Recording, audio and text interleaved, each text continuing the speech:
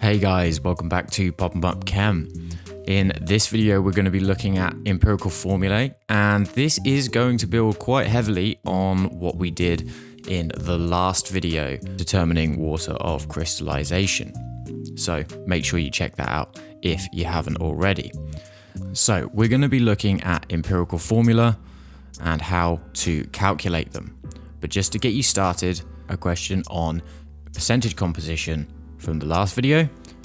So pause it and have a go at that one.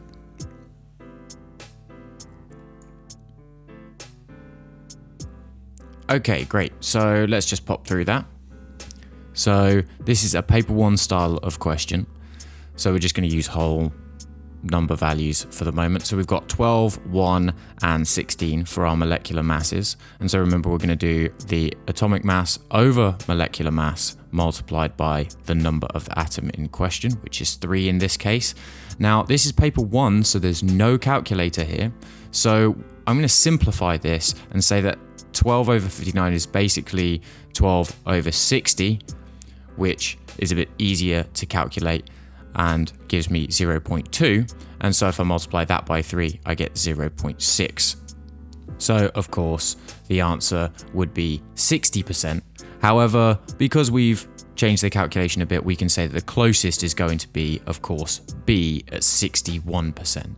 So it's this kind of thought process that we're going to be training more and more for our paper 1. So, getting started with empirical formula, it's important that we understand what we mean when we say empirical formula. We're used to drawing out molecular formulas, let's say something like C4H8O2. Okay, now the empirical formula is the ratio of these atoms in their lowest terms. So we can divide by a common factor. So in this case, if we divide by 2, then we're going to find C2H4O.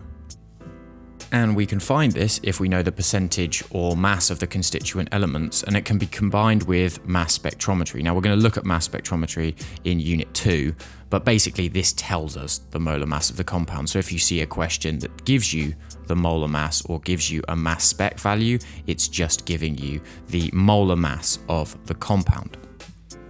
So we can use the molar mass and the empirical formula in conjunction to find the molecular formula.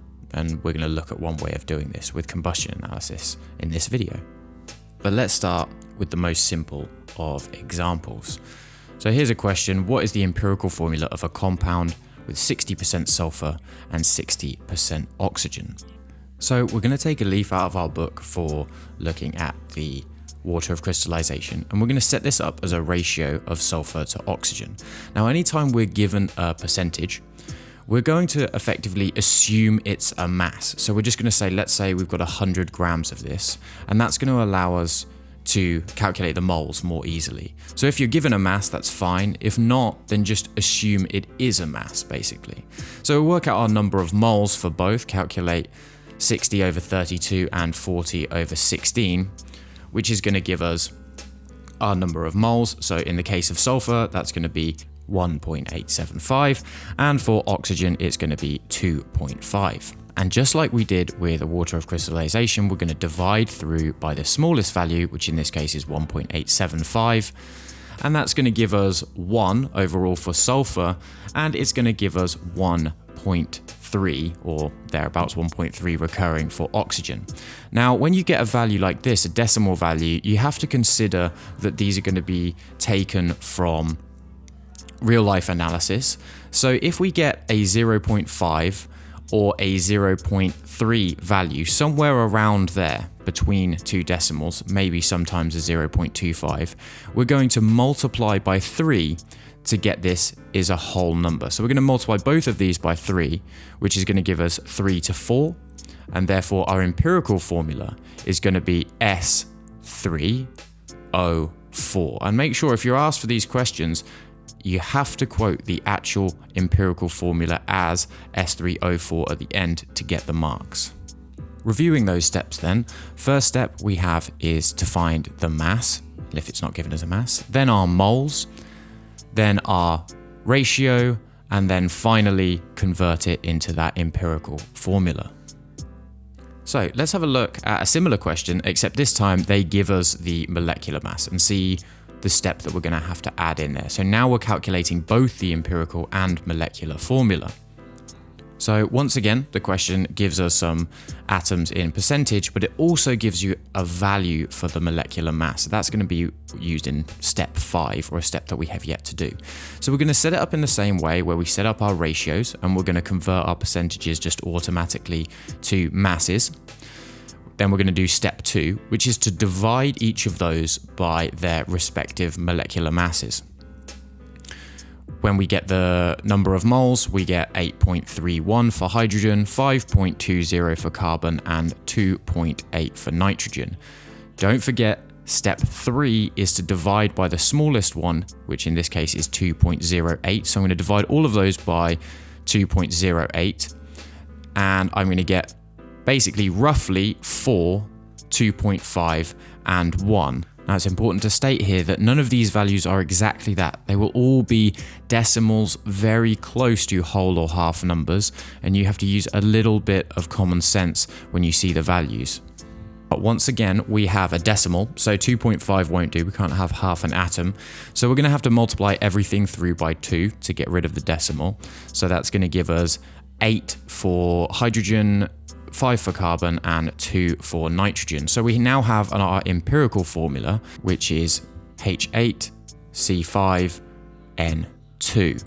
Now the step that we didn't do previously is, does the molecular mass match the molecular mass of our empirical formula? So we're going to do, this is very simple, is we're going to take the total molecular mass and we're going to divide it by the molecular mass of our empirical formula. So that's going to be 288.5 divided by the total molecular mass that we have for this empirical formula here, which is 96.2. Now that equals 3. Now that means that there is a factor of 3 difference between the empirical formula and the molecular formula. So all we do is multiply our empirical formula by 3 to get our final molecular formula. And it's as simple as that, guys. We're just building in one extra step. Okay, let's have you do a question on both. So calculate the empirical and molecular formula in this question. Pause the video.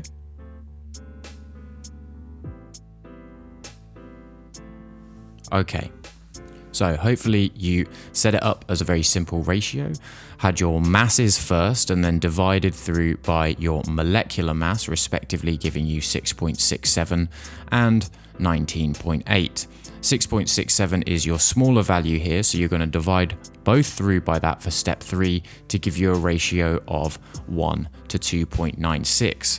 Remember what I said, 2.96 is extremely close to 3, so we have to use common sense here and accept that that is for 3. So our empirical formula is CH3. However, we get given the molecular mass is 30.08. So we're going to do our molecular mass for the total divided by our empirical formula molecular mass, which is 30.08 divided by 15, which gives us a factor of 2. If we multiply our empirical formula through by a factor of 2, then we get C2H6. Fantastic. So I mentioned at the beginning that we could use a thing called combustion analysis to work this out for unknown compounds. So I'm going to explain very quickly the underlying theory of how this works, because yes, it is as cool as it sounds. We can just burn something and then learn what it is just by burning it.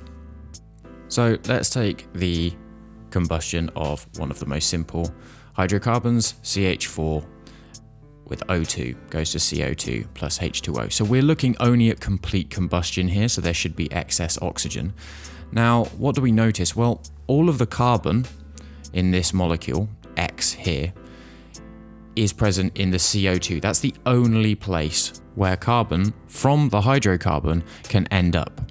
So we know that there must be the same number of molecules of CO2 as there is number of carbon atoms in the hydrocarbon. And there's a similar observation we can make about where the hydrogens present in the water come from. So we'll see that because there are 2 hydrogens present in every water molecule, that means there must be half the number of water molecules that there is number of hydrogen atoms present in the initial hydrocarbon. So we can balance the equation with y over 2. And although it's slightly more tricky, we can also use the same logic, because the size of the equation has to be the same, to solve for the number of O2 molecules. Now we have 1 oxygen atom per H2O molecule and 2 per CO2.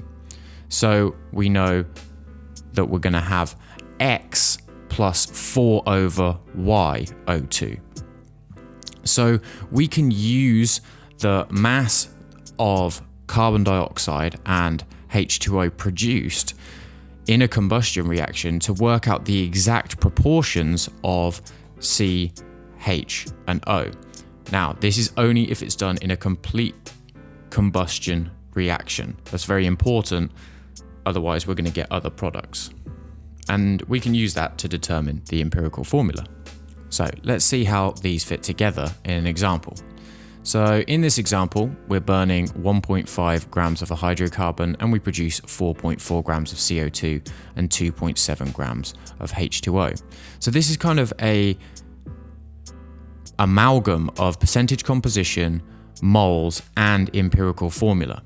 So let's write out an equation for complete combustion of a hydrocarbon that we are unsure of the formula about. Now we're going to pop in the masses that it gives us in the question, so it's really easy to see where everything is. Now, the reason I say is we need to use percentage composition is because we are only interested in the carbon at the moment from this CO2. So what am I going to do? I'm going to use the percentage composition equation, which remember is the atomic mass that we want over the molecular mass, and I'm going to multiply that by the total mass that I get given. And what this does is this leaves me with the total mass due to carbon. Now remember, that's our first step of empirical formula. So we can also do the same thing with H2O. So we're going to multiply the mass by the percentage composition. Now remember, there's 2 atoms of hydrogen, so I'm going to do 2 times 1.01 over the molecular mass of water. So once I get the answers to these, I'm going to be able to use that mass to find the moles. So the mass of hydrogen is going to be 0.303 grams. And for the carbon, we're going to get 1.2. So now we've got our mass, we're going to be able to use these masses to find our moles by dividing by the molecular mass of just the atom that we're looking for. So that's going to give me 0.099 for carbon, and it's going to give me 0.3 for hydrogen. Remember, we want to get these as a ratio, so we're going to divide through by the smallest one, which is carbon in this case, which gives us a 1:3 ratio. So we found our empirical formula just by burning it. We know that the empirical formula is CH3. So you'll notice that once we get to this point here where we have the masses, we're effectively just practicing empirical formula. So these skills all fit together. Water of crystallization, empirical formula, they all fit together through calculating the moles. So try not to think of these as atomized calculations. Excuse the pun. Okay, time for you to turn your hand and try this question. Pause the video.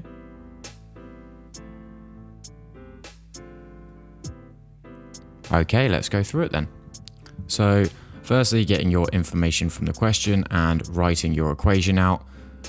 You know that you've got 2.5 gram sample of a hydrocarbon is burnt, which makes 0.85 CO2 and 0.73 of H2O.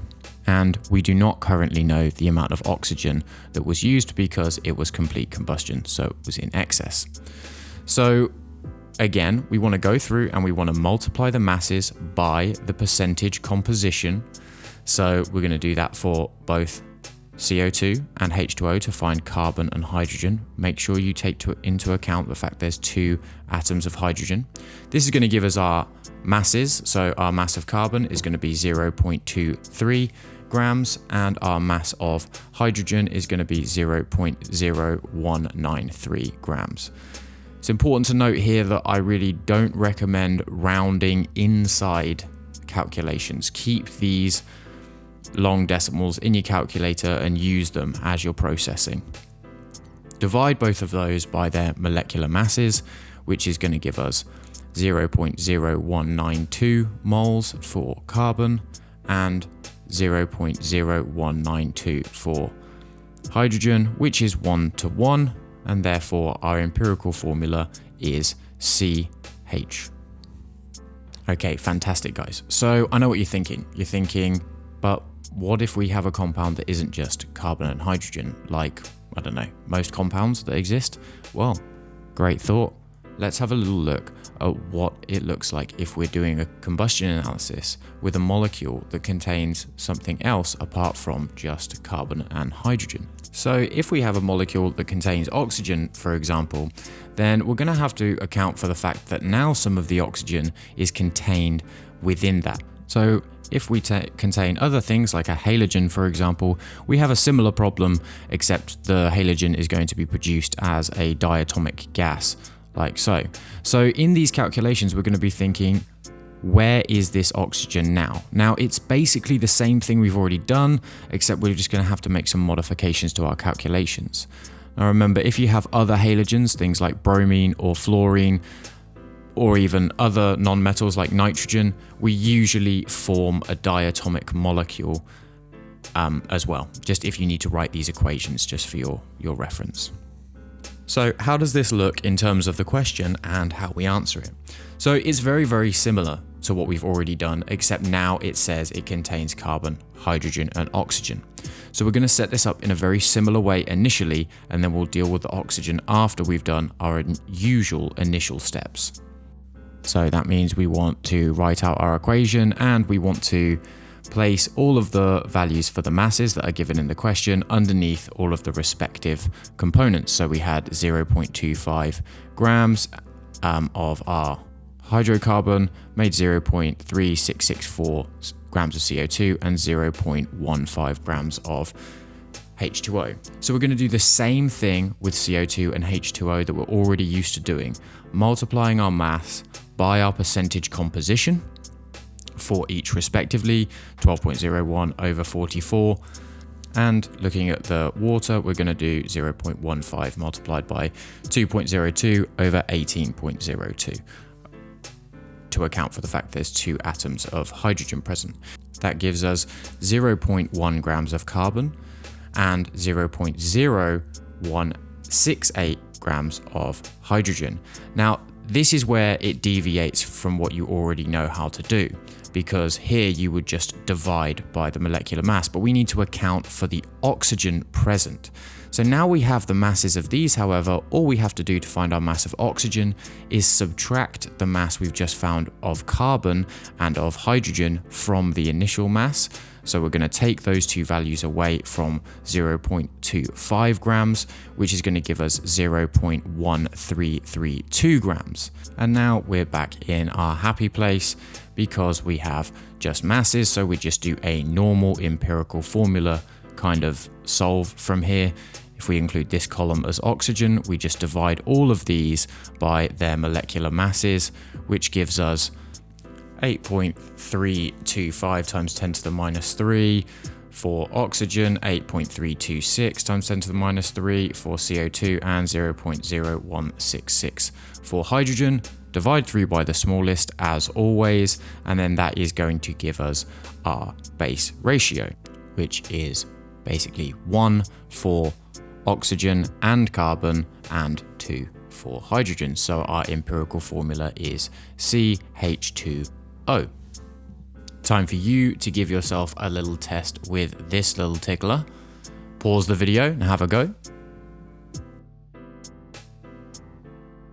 Okay then, I'll walk you through this one very quickly so you can check your answers.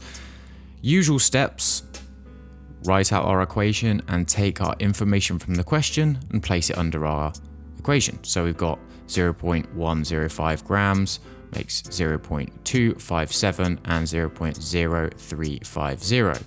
multiply your mass of carbon dioxide by this percentage composition, and the same with water and hydrogen to get the mass of carbon and of hydrogen respectively 0.0701 grams and 3.92 times 10 to the minus 3 grams. Don't forget, when you're working with a molecule that contains oxygen, to calculate your mass of oxygen by subtracting both of those values from the original mass that was combusted. And now we're in our happy place. So we're just going to divide through all of the masses by our molecular masses to get our number of moles of each, which is 5.83 times 10 to the minus 3 carbon, 3.96 times 10 to the minus 3 hydrogen, and 1.93 times 10 to the minus 3 oxygen. Divide through by the smallest, which in this case is the value for oxygen, and that is going to give us our base ratio, which is 1 to 3 to 2, which gives us an empirical formula of C3H2O. Make sure you get that last mark of the question by working out the molecular formula by doing the total MR divided by the MR of your empirical formula, which is 108 over 54. So we've got a factor of 2, and that means that our molecular formula is C6H4O2. I hope you got that right, guys, and I hope you enjoyed it. Don't worry if you didn't get it perfect this time. It's a learning curve. You'll get it with some practice. So let's do one much more difficult one now, and give it a pause and have a try if you're doing okay with this. How did you find it? Let's have a go. So you got to follow a very similar path to what we've already done. You're going to take all the information you've got in the question, and then you're going to set up an equation, except now your compound contains both oxygen and chlorine, and you have chlorine being produced separately in your equation. So you got separate information about your chlorine, so we're going to find out the percentage by chlorine by using the values they've given us there. So they gave us 44.1 over the mass, which was 150 grams times 100, means that we have a 29.4% by mass of chlorine. So I can leave that a moment and set the rest of my question up based on the information. So we've got 80.2 grams of our hydrocarbon, and then we've got 30 and 118 for our water and carbon dioxide. So to work out my mass of chlorine, I'm going to need to do the mass times the percentage. Now, I don't need to take into account there being 2 chlorine atoms here, because although I've written the equation, this is not what the question gave us. We are just using Cl by itself, so we don't have to multiply through. So we've got 23.5788 grams. Then we're going to do what we've always done, multiply the masses of our carbon dioxide and our water by the percentage compositions for carbon and hydrogen respectively, which gives us 32.2 grams and 3.36 grams respectively. And now take all of those masses away from the initial mass to get our mass of oxygen, which is 20.861. 2. Now, again, we're in our happy place. All we have to do is divide all 4 of these by their respective molecular masses to get our number of moles of each. So that's 16, 12.01, 1.01, and 35.45. We get all of our number of moles for each. I'm not going to round within the calculations here, so we get 1.303 something something, 2.681, 3.326, and 0.6651. Now we can see that the value for chlorine is our lowest. So as always, the same process, divide through by the smallest for each of them. So divide through by 0.6651. That is of course going to give the value of 1 for chlorine, and it gives a value of about 5 for oxygen, 4 for carbon, and 2 for oxygen, which gives us C4H5O2Cl. That is a big one. Okay, so if you are able to do this kind of question, this is potentially more difficult than you're going to see in most questions, and you're really at the high level if you're pulling these ones off. So well done. So make sure you watch the practical walkthrough on determining the empirical formula of magnesium oxide and complete the questions on the practical as well as the worksheets, which are in your Teams class. Thanks for joining me again, guys. Remember, like, subscribe, share the channel, and as always, practice makes slightly better.